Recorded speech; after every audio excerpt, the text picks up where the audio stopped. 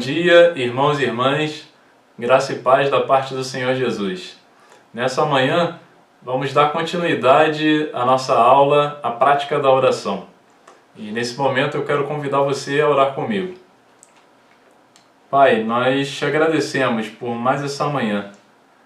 Pedimos a Tua direção e a Tua orientação para esse momento de estudo. Que o Teu Espírito Santo venha nos dirigir nesse momento.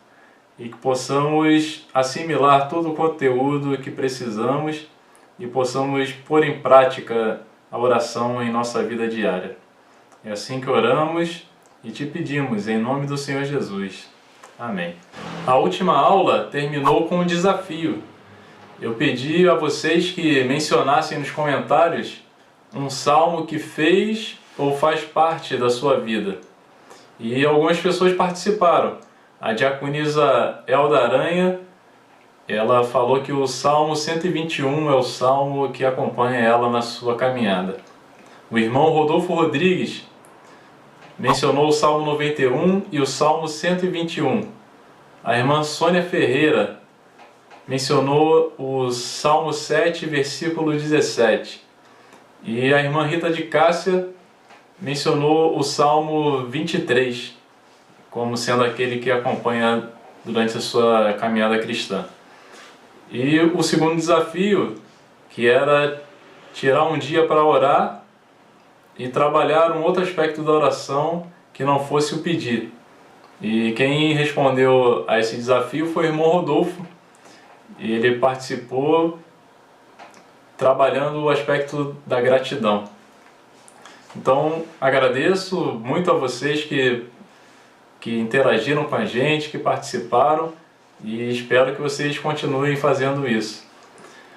Hoje nós vamos recapitular um pouco o que estudamos na aula passada e depois nós vamos caminhar na nossa aula.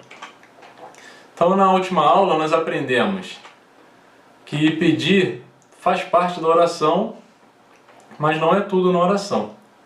Então, tem outros aspectos da oração que não pedir. É a gratidão, é o louvor a Deus, a adoração. Então, nós podemos trabalhar vários outros aspectos dentro da oração. Aprendemos também que o livro de Salmos é um manual completo de orações. Encontramos nele orações de todos os tipos e de todas as formas. Aprendemos também que a oração é uma forma de se comunicar. Nós, seres humanos, nos chegamos a Deus por meio da oração. É um diálogo, é uma conversa entre nós e Deus. Aprendemos também que a oração é o exercício da nossa fé. Através da oração a gente se mantém com a chama acesa. A gente exercita a nossa fé, aprende a ser grato a Deus e tudo mais. Aprendemos também que não sabemos orar da maneira adequada, mas que nós podemos aprender a orar. E verificamos o modelo de oração deixado por Jesus aos seus discípulos, que é a oração do Pai Nosso. Cada aspecto da oração nós vimos aqui. E por fim, nós aprendemos que o Espírito Santo age como nosso intercessor. Ele pega aquela nossa oração imperfeita e vai transmitir para Deus de uma maneira adequada. Hoje nós vamos trabalhar outro aspecto, que é o como orar. E para isso, para sabermos a maneira como devemos orar, vamos ver a carta de Tiago. Tiago vai falar a nós, na sua carta, ele faz uma afirmação. Ele fala que a gente pede e não recebe o que pediu porque a gente pede mal. Ou seja, a gente não sabe pedir. E ele vai apresentar alguns caminhos para que a gente se torne mais eficaz na oração. E um dos caminhos que ele vai apresentar como maneira de orar é que a oração tem que ser feita com sabedoria. Ou seja, nós precisamos ter inteligência no pedir. E essa sabedoria vai ser o quê? A gente está entendendo ali, estando de acordo com Deus, estando afinados com Ele, alinhado com Deus, compreendendo e sendo obediente, sendo humilde e sabendo que é a vontade dele que prevalece. Nós precisamos então, primeiramente, ter sabedoria quando vamos orar. Outro ponto que Tiago aborda vai ser a questão da fé. Nós precisamos nos aproximar de Deus por meio da fé. E na oração, nós precisamos utilizar a fé. A fé de que Deus pode realizar realmente aquilo que a gente expõe diante dele, aquilo que a gente pede, sabendo que Deus é poderoso para realizar todas as coisas. Nós, como somos humanos, temos a concepção de que determinadas coisas são mais fáceis de se conseguir e outras são mais difíceis. Mas Deus não tem essa limitação.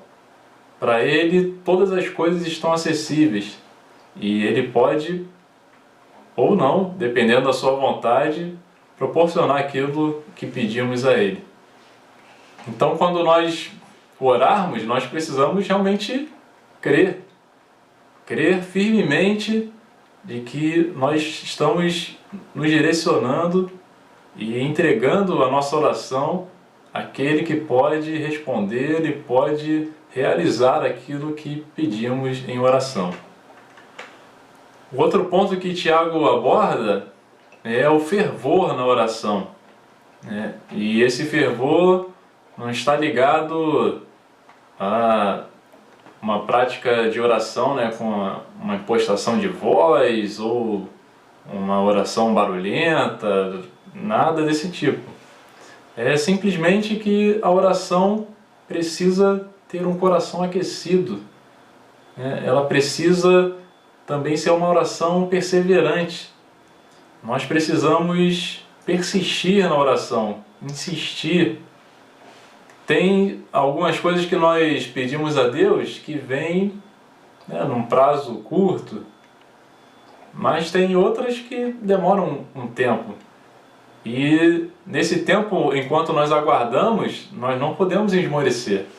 Nós não podemos deixar a oração de lado, achando que aquilo não vai acontecer, ou que Deus se esqueceu de nós, ou daquilo que pedimos. Não, nós precisamos instar e perseverar ali na oração. Tiago vai até citar o caso de Elias, vai falar que ele orou para que chovesse, e depois orou também para que não chovesse. Então nós precisamos ter essa perseverança na oração. Outro aspecto que agora não o Tiago vai falar, mas os evangelhos vão apresentar para nós, é que a oração precisa ser feita em nome de Jesus. E isso não significa simplesmente a gente colocar ali no final da oração o nome de Jesus. Mas quer dizer que toda oração precisa estar permeada por Cristo. Ele precisa estar em todas as nossas intenções, em cada palavra, em cada pensamento, em cada pedido que nós fizermos. Cristo tem que estar envolvido ali, porque é Ele que faz essa ligação. O próprio Jesus, quando esteve por aqui, falou: ninguém vem ao Pai se não for por mim. Ele é esse acesso que nós temos a Deus. Na oração, nós precisamos estar na companhia de Cristo. É interessante que, se nós percebermos, a oração nós dirigimos ao Pai, o Filho é por meio de quem nós pedimos, e o Espírito Santo atua como intercessor. Ou seja, a Trindade está envolvida quando oramos. E o outro aspecto que nós queremos tratar também na oração é que quando nós oramos, nós precisamos estar em paz com os nossos irmãos. A oração do Pai Nosso vai apresentar, né, que à medida que nós perdoamos, nós somos perdoados por Deus. O que isso quer dizer? É que a gente precisa estar em harmonia com os nossos irmãos. A oração não pode ser algo verticalizado, né, da gente com Deus, e isso não alcançar as pessoas ao nosso redor. Então, para a gente estar em paz com Deus, como João vai falar na sua primeira carta, nós precisamos estar em paz com os nossos irmãos. O amor que a gente diz ter a Deus só é, né, de verdade reconhecido quando a gente pratica ele com aqueles que estão ao nosso redor, com os nossos semelhantes. Então, por isso, da oração ter essa questão de, quando oramos a Deus, nós precisamos estar em harmonia, em comunhão com os nossos irmãos. O Evangelho de Mateus vai falar também a respeito disso, quando as pessoas estão indo ao templo para apresentar as suas ofertas, para prestar o seu culto, que se alguém tem alguma coisa contra o seu irmão, tem algo mal resolvido, que precisa deixar ali o que foi oferecer a Deus diante do altar, se reconciliar com seu irmão, para depois sim retornar e poder prestar o seu culto e realizar a sua oferta. Só dessa maneira que vai ser aceitável diante de Deus. E outro ponto que vai falar também a respeito da oração, nessa lição, é que a oração precisa ser espontânea, precisa ser natural. Ou seja, nós não precisamos ficar engessados na hora de orar. Então, nós não precisamos nos preocupar na oração com aparência, né, de parecer algo bonito, de falar palavras difíceis, de impostar a voz. Não, nós não precisamos disso. Essas coisas são coisas de homens. Mas como lemos ali em 1 Samuel 16, versículo 7, fala ali que Deus vê o coração.